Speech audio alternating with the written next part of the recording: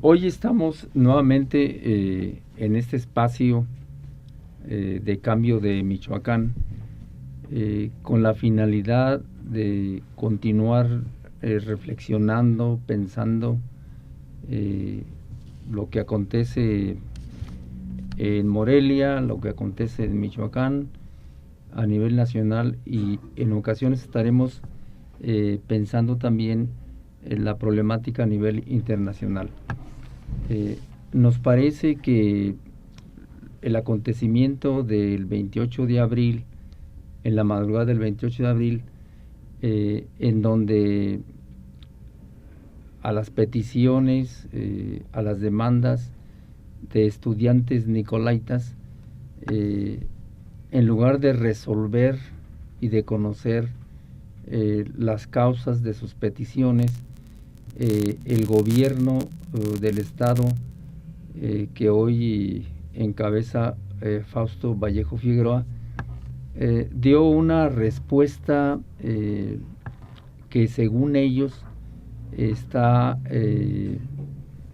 sujeta a lo que marca el Estado de Derecho. Nosotros pensamos que el Estado de Derecho debe sujetarse a ciertos principios constitucionales. Dentro de estos principios están los derechos humanos, está la tolerancia, está la legitimidad y otros. Compañero Roberto, ¿qué opina usted de este hecho que realmente nos parece que se usó la fuerza del Estado de manera desproporcionada? ¿Realmente usted considera que está apegado al Estado de Derecho o no? Bueno, buenos días, buenas tardes. Según el horario de transmisión de esta entrevista ante el aniversario de Cambio de Michoacán, quisiera presentarme. Soy el licenciado Roberto Zamudio López. Estoy aquí para comentar algunos aspectos sobre los acontecimientos suscitados este 28 de abril en la madrugada por situaciones de querer solucionar los problemas de las casas del estudiante.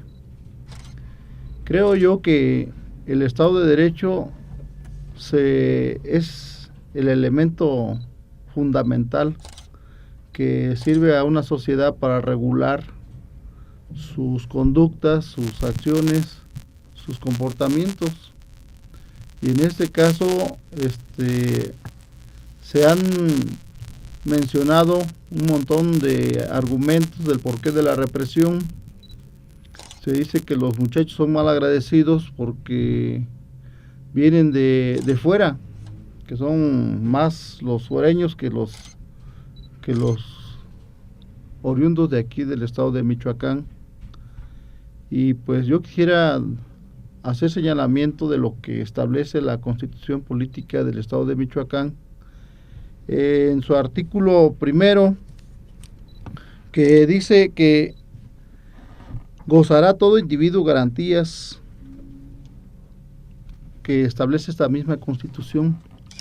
Aquí no dice que son exclusivamente de los michoacanos, ni de los que vienen, ni de los que nacieron en otro lugar, de padres michoacanos. Efectivamente, las garantías de la Constitución Política del Estado de Michoacán son para todos los que de una manera u otra estamos establecidos, vivimos, compartimos los asuntos del Estado de Michoacán. Por otro lado, en su artículo segundo, la Constitución establece que no se podrá discriminar a nadie de ninguna manera, de ninguna razón, por lo que aquí se ve un asunto de discriminación que las comisiones estatales y nacionales de derechos humanos tienen que revisar, tienen que calificar si el gobierno del estado, si el gobierno federal, al mandar reprimir a estos estudiantes en la madrugada del día 28, ¿hubo o no hubo una discriminación? Por otro lado, hablando del Estado de Derecho, en su artículo 3 nuestra Constitución, el artículo 5 de nuestra Constitución del Estado de Michoacán, dice que son michoacanos los nacidos en el Estado, de los hijos de michoacanos fuera del Estado y los que se avecinen por un año de manera continua en este Estado de Michoacán. Habría que hacer una entrevista a los jóvenes detenidos, a los jóvenes universitarios, si acaban de llegar aquí al Estado de Michoacán. ¿Qué tal si ya tienen más de 2 años o 3 años en la universidad? Entonces, por residencia se puede considerar como michoacanos. Esto es para hablar sobre los elementos de lo que se les acusa. Habría que ver más adelante qué otros elementos tienen en su contra y qué otros elementos tienen a su favor. Habría que ver también qué dice la ley orgánica de la Universidad Michoacana sobre la cuestión de la autonomía, pero pues eso lo veremos más adelante. Bueno, yo creo que el Estado de Derecho está sujeto también a una legitimidad, y hemos visto cómo el poder en México se ha venido legitimando.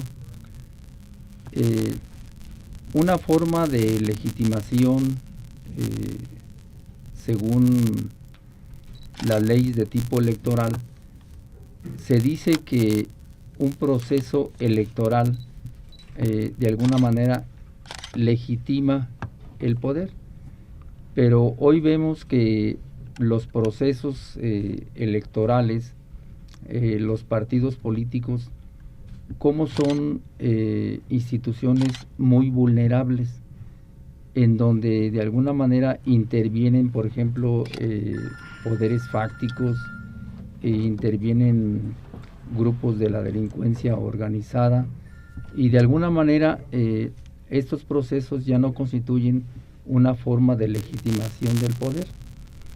Y entonces habría que pensar en qué otras formas, ¿no?, pudiera legitimarse la existencia del poder en México.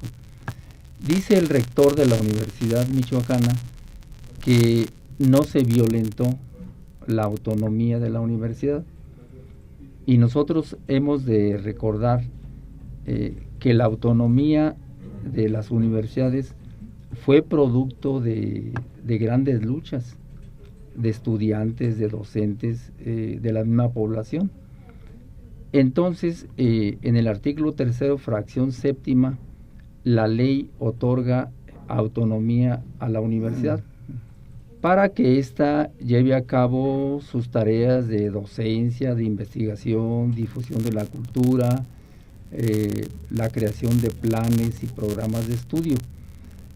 Yo sí creo que la autonomía existe precisamente para que la universidad lleve a cabo sus tareas en libertad, y la autonomía también impide efectivamente que poderes fácticos, que gobiernos estatales intervengan en los asuntos de la universidad. ¿Tú qué opinas al respecto?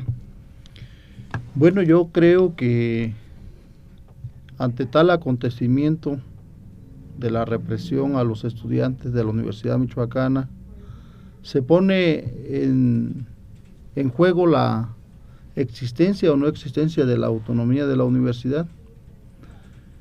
Nosotros sabemos que la Constitución, en su artículo 3, establece la facultad de que la universidad y de todas las universidades públicas de la República Mexicana se tutelen por una capacidad o una facultad legal de poderse autogobernar para administrar sus recursos, sus planes y programas de estudio, su sus propias reglamentaciones, efectivamente. En nuestra ley orgánica de nuestra universidad michoacana, en el capítulo 5, artículo 8, dice que la autonomía de la Universidad Michoacana reside en la comunidad universitaria. Aquí en este artículo nos dirá si existe violación o no existe violación a la ley orgánica, a la autonomía. Dice, entonces nosotros podemos entender como comunidad universitaria a las autoridades universitarias, precisamente, a los profesores académicos de la universidad, a los trabajadores administrativos y a los alumnos, así como también a la Junta de Gobierno.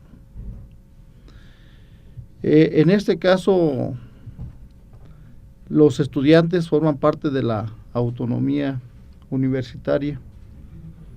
Y aquí, antes de poder violentar esta tutela legal que tienen la universidad, pues se debió de cumplir con ciertos requisitos que establece nuestra misma Constitución para poder pues desarrollar una actividad legal donde no se visualice una intervención violenta, brutal, irracional, que ponga entredicho la capacidad de raciocinio de quien nos gobierna. ¿Tú crees que hubo la acción represiva del gobierno se ajustó a lo que se conoce como debido proceso? ¿Se cumplieron ciertos requisitos en ese sentido? ¿O nada más llegaron e invadieron los espacios de la universidad? Bueno, la ley es muy clara en su artículo 14, 16 y 21. Ahí se establecen las garantías legales o judiciales al cual se debe someter cualquier represión o cualquier acto de aprehensión o de auscultación de algún domicilio. En este caso, desconozco si el gobierno del estado procuró formalizar estos elementos indispensables para poder ejercer un cateo, una entrada a esos centros. Una orden de aprehensión. Efectivamente, no sabemos con precisión. Yo creo que sería bueno que alguien de gobierno del estado hiciera esa aclaración de ver cuáles son los requisitos que cumplieron para poder introducirse a las casas del estudiante, que son patrimonio de la Universidad Michoacana. La otra parte habría que ponerlo en su contexto. El gobierno priista de Fausto Vallejo inició diciendo que iba a orientar su administración considerándose cardenista. En un artículo que hoy publica Cambio de Michoacán, afirmo tres cosas muy fundamentales del gobierno de don Lázaro Cárdenas del Río. Hay una parte donde él considera, y de hecho lo llevó a cabo, que los recursos naturales es un bien, propiedad de la nación, y de ahí ese acto importante histórico de la expropiación petrolera. La otra parte es la modificación del artículo 3 en cuanto a darle a la educación un sentido socialista. Y la otra es una posición muy radical del punto de vista social, que fue el reparto agrario, dando cumplimiento a los ideales de Emiliano Zapata. Entonces, si el gobierno de Fausto Vallejo se orienta por las prácticas y los principios y las ideas de don Lázaro Cárdenas del Río, consideramos nosotros que esta acción represiva y violatoria de la autonomía universitaria, de la autonomía nicolaita, no corresponde exactamente a esta identificación con don Lázaro Cárdenas del Río. ¿Consideras tú que el PRI, que ha regresado al poder en Michoacán, ha dejado de lado sus principios autoritarios, sus principios represivos, o no? Bueno, yo creo que es bien difícil que una organización política que se ha mantenido durante muchos años, más de 60 en el poder a nivel federal, pueda olvidar los procedimientos, las técnicas y las estrategias de las que se ha valido para mantenerse en el poder. Quisiera recordar la famosa guerra sucia que establece el poder central con respecto a los supuestos enemigos comunistas que estaban invadiendo nuestro país. Estamos hablando de la época de 1960 al 71. Obviamente que hubo levantamientos armados en 1970 por diferentes grupos. Entre ellos están los de Arturo Gámez, el profesor Arturo Gámez allá en Chihuahua. Por otro lado, los movimientos guerrilleros de Lucio Cabañas y Genaro Vázquez en Guerrero. Y aquí en Michoacán también hubo un levantamiento por la organización Movimiento de Acción Revolucionaria. Todos estos movimientos se levantaron según argumentos de estas organizaciones por la misma represión que ejerció el gobierno del PRI.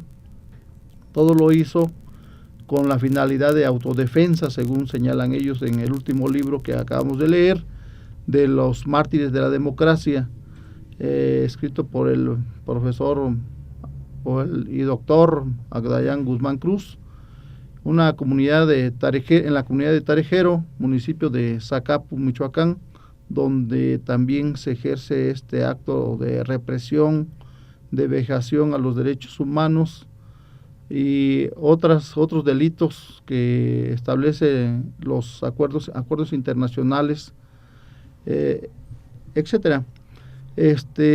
Podemos decir que el PRI ha mantenido una represión constante a todo aquello que sea disidente a él.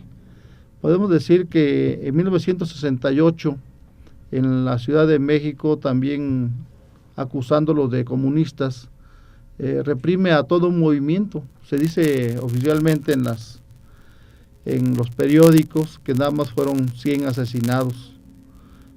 Habría que hacer una investigación o habría que remitirnos a fuentes tanto de las instituciones como de aquellos que vivieron la represión en ese entonces, para asegurar el número de estudiantes o de pueblo asesinado en la Plaza de las Tres Culturas. Y hemos de recordar también el periodo del rectorado del 62-63, de ese investigador importante que fue Elide Gortari, que también efectivamente fue un golpe dado por los gobiernos priistas de ese entonces. Y no olvidemos también 1966 con el represor priista Agustín de la Rivera, que efectivamente metió los soldados, los caballos al colegio de San Nicolás. Y entonces toda esta parte son fantasmas, unos vivos y unos muertos, que persiguen efectivamente al priismo estatal y al priismo nacional. ¿Tú qué opinas de lo que dice el señor gobernador Fausto Vallejo Figueroa, que en lugar de darle respuesta a las demandas de los estudiantes, ejerce la represión, y ahora dice que la va a ejercer la fuerza de manera suavecita, moderadita, ¿verdad? Moderada. ¿Tú qué opinas de eso, de inventarle a estos hechos, a estos acontecimientos, agentes externos, agentes extraños, chivos expiatorios. ¿Tú qué opinas al respecto? Pues yo Él creo dice que hay otros elementos externos, que el EPR, ¿verdad? Bueno, lo que pasa es de que en cada momento histórico, para poder justificar su manera de proceder, pues tienen que inventar ciertas argucias, ¿no? Ciertos argumentos que definitivamente no tienen sustento en la realidad. A los estudiantes del 68 se les acusó de comunistas y hasta la fecha, a más de 40 y tantos años de ese acontecimiento, no se les ha podido comprobar tales afirmaciones. Habría que ver en este caso pues cuál es la vida ordinaria de las casas del estudiante, de los moradores. Acordémonos de que vivir en una casa del estudiante no es llegar a un hotel de 5 estrellas. Yo creo que los estudiantes están ahí por querer cambiar su estado cultural de manera individual y colectiva. Quieren ver que se siente ser doctor, que se siente ser abogado, tener una oportunidad, tener un espacio que le fue creado por no el presidente en turno, ni el gobernador, ni el rector en turno, sino que pues estas casas del estudiante se deben a muchos movimientos estudiantiles con mucha participación del pueblo. Yo me acuerdo en este caso de que en una manifestación llegaron los comuneros de Cherán y otras comunidades de Michoacán dando una solidaridad abierta y franca a los estudiantes, porque ellos conocen de sus hijos, conocen de que son verdaderos estudiantes y que prácticamente les están inventando situaciones a ellos. ¿Tú crees que para poder reglamentar las casas del estudiante fue necesario este tipo de actos represivos contra la Casa de Hidalgo y precisamente el día 8 de mayo, mañana, pues no es un festejo, sino es un reconocimiento histórico a la memoria de este insigne mexicano, haya sido necesario para decirnos que las casas requieren su reglamentación, esta represión. Yo pienso que si efectivamente requieren reglamentación las casas, una revisión de su estado actual, no era necesario este tipo de acciones. Sin embargo, yo creo que la reglamentación de las casas corresponde exactamente a los propios universitarios, sin intervención de los poderes externos. ¿Tú qué opinas al respecto?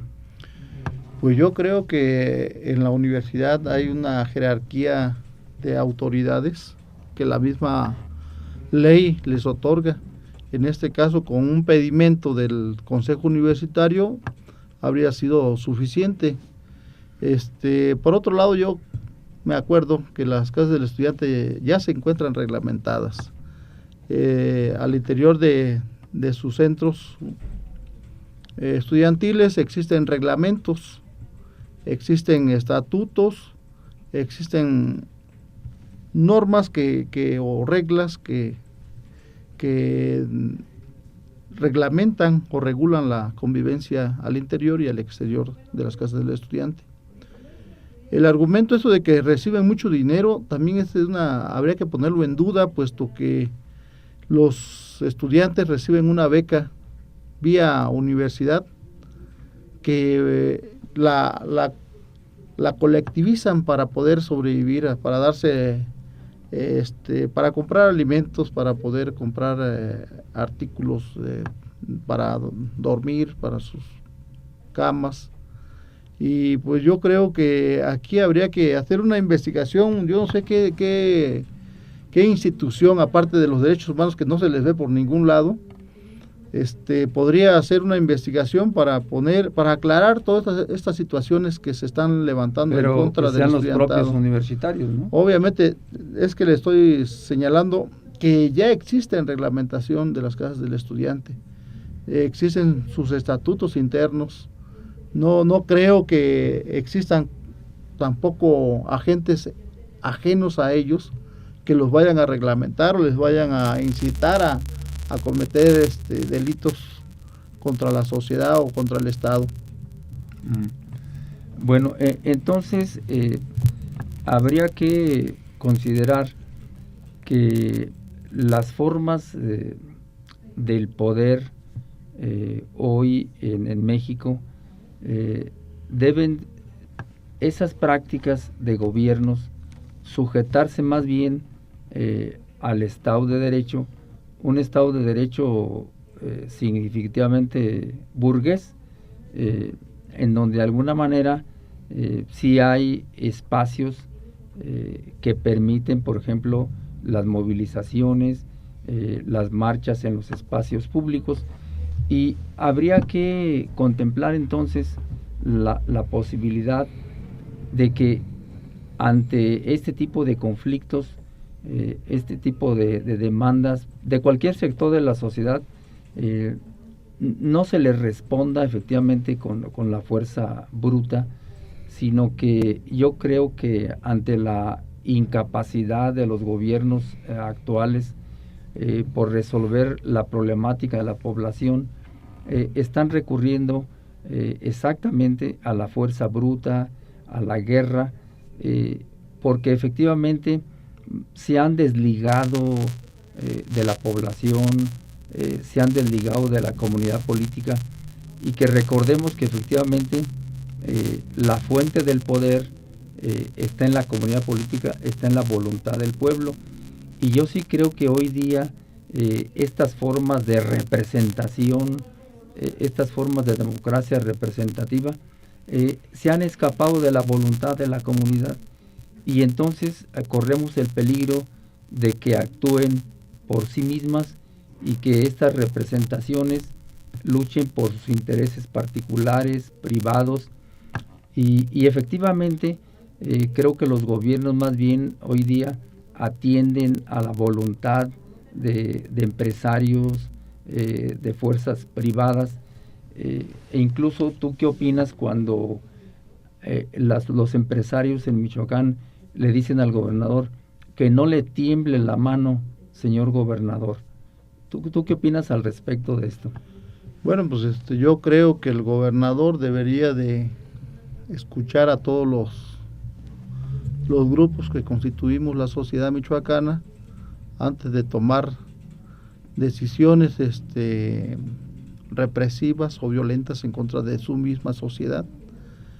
Habría que ver si esos empresarios, qué es lo que nos dejan aquí en el estado de Michoacán.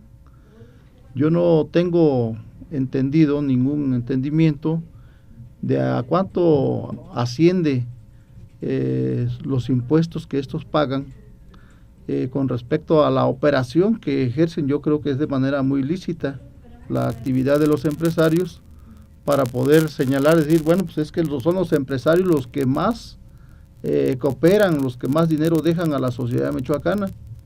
Yo hasta la fecha creo que paga más un impuesto predial un particular que un ejercicio de una empresa durante un año. Hasta la fecha no nos han dado ningún informe de a cuánto asciende estos impuestos que puedan dejar estas personas. Debemos de hacerle caso a los que verdaderamente están haciendo posible la educación en nuestro estado. Yo tengo entendido también que los trabajadores en general aportan más a través de su impuesto sobre la renta que cualquier tipo de empresa. Entonces a los trabajadores nunca se les toma en cuenta, siempre son excluidos, siempre son discriminados, y pues yo no entiendo de dónde viene la fuente de la toma de decisiones. Habría que preguntarle a la sociedad si está de acuerdo en que sea ignorada, en que a nombre de ella estén poniendo orden, ¿Orden para beneficiar a quién? Si se supone que la democracia se sustenta en nuestros intereses como sociedad. Si nos dejan fuera, esa democracia deja de existir. Por lo tanto, es una ficción, un término que no existe, una forma que no existe, una forma de vida que no existe. Es una inventiva nada más que existe en el imaginario del represor, yo creo. Yo creo que debemos de exigir efectivamente un auténtico Estado de Derecho. Esto es un Estado de Derecho donde las instituciones realmente se aproximen al ejercicio de la justicia, porque efectivamente hoy vemos cómo en estos actos de represión sobre a distintos sectores, no solo estudiantiles, sino campesinos, obreros, no olvidemos Icarza, no olvidemos la represión también que hicieron los gobiernos perredistas en Michoacán sobre los estudiantes de la Normal Rural de Tiripetío, y ellos establecen una pugna, ¿verdad?, de quién es más represivo o menos represivo. Yo creo que tenemos que volver al respeto de los principios constitucionales y recordar el artículo 39 de la Constitución, que nos señala con mucha claridad que el poder exactamente reside, la soberanía reside en el pueblo, y que el pueblo tiene efectivamente en cualquier momento y cualquier circunstancia todo el derecho, ¿verdad?, toda la voluntad para cambiar la forma de gobierno. Y yo creo que estos hechos de la Universidad Michoacana son reveladores de que efectivamente asistimos a la corrupción de la política. Y la política se corrompe cuando el que ejerce el poder se siente que él es la misma fuente del mismo, que él es el origen del poder, y se olvida efectivamente que quien efectivamente delega el poder, les delega el poder a ellos y a las instituciones, es el pueblo. Me parece entonces que aquí asistimos a la corrupción de la política, porque efectivamente se olvida que es el pueblo exactamente el que tiene la soberanía y es el que manda y es el que delega el poder.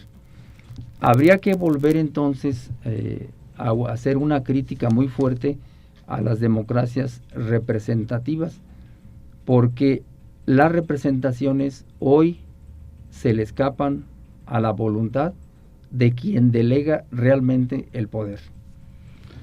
Bueno, yo creo para cerrar aquí esta conversación sobre los acontecimientos del 28 de abril, sobre las casas del estudiante, yo creo que con ese afán de que nadie por encima de la ley esté imperando en nuestra sociedad, con esa capacidad de movilización que tuvo el Estado, debería de garantizar la seguridad para los ciudadanos. ¿Por qué el Estado se luce reprimiendo y poniendo orden contra los más débiles? ¿Por qué no poner orden en otros lugares? Por ejemplo, en Cherán, que ya no saquen los bosques, que ya no estén asesinando a los comuneros. Parece que en Ostula, acá en la costa de Michoacán, también hay un montón de asesinatos y ni quien diga nada. ¿Dónde está el Estado de Derecho? Efectivamente, ¿dónde está la ley? ¿Dónde está la mano de la supuesta Estado de Derecho que tenemos y que nadie está por encima del mismo? Yo creo que debemos de invitar a los gobiernos en turno de que nos den a conocer cuáles son los elementos legales que han ejercido para poder saber con precisión si no hay un autoritarismo irracional para saber si ellos actúan conforme a derecho o no, porque como estabas mencionando, la soberanía reside precisamente en el pueblo y es al pueblo el que se está golpeando. Entonces no puede ser posible que el gobierno del estado esté respondiendo a los intereses de su pueblo. Se le otorgó la capacidad de representarnos para que nos ayude a vivir bien, para que busquemos la felicidad en todas las acciones de gobierno, para que los michoacanos tengamos trabajo, para que ya no tengan los campesinos que abandonar sus tierras e irse a trabajar, a buscar otras fuentes de empleo en otros lugares de la República o en otros países del extranjero. Yo creo que ahí es donde reside la justicia social que anda buscando nuestro pueblo de hace muchos años, y que no sea este método por el cual nos vaya a solucionar nuestros problemas a los michoacanos.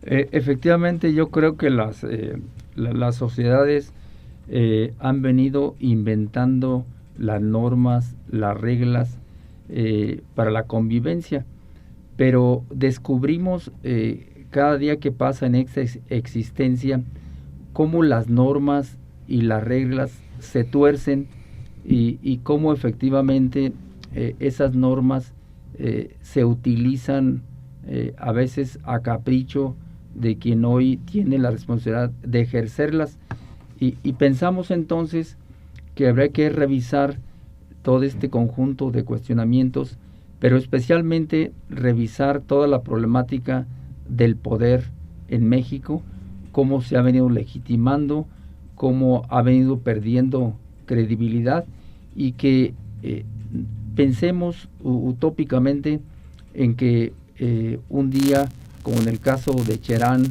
en donde las gentes vuelvan exactamente a ser dueños de su propio destino, de su propia historia, y Cherán es un buen ejemplo de cómo debe volver el poder a quien efectivamente lo ha tenido siempre, que es el pueblo, que es esa voluntad popular.